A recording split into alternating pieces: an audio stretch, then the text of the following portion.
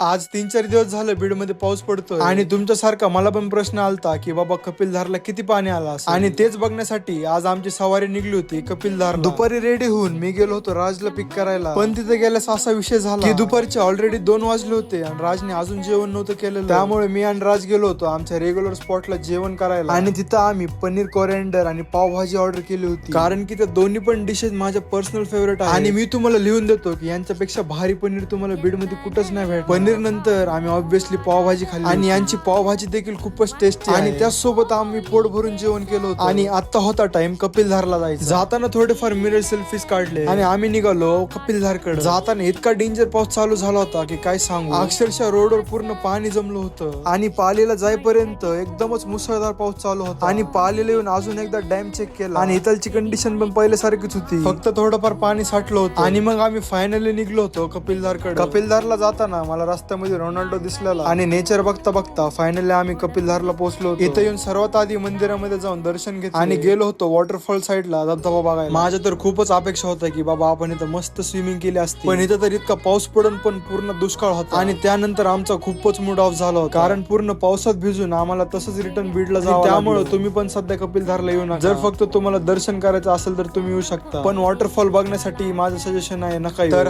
हेच होता आपला आजचा व्लॉग. आवडला असेल तर फॉलो आणि व्हिडिओ कसा वाटला मला कमेंट मध्ये नक्की भेटूया पुढच्या व्लॉग मध्ये. तोपर्यंत बाय बाय.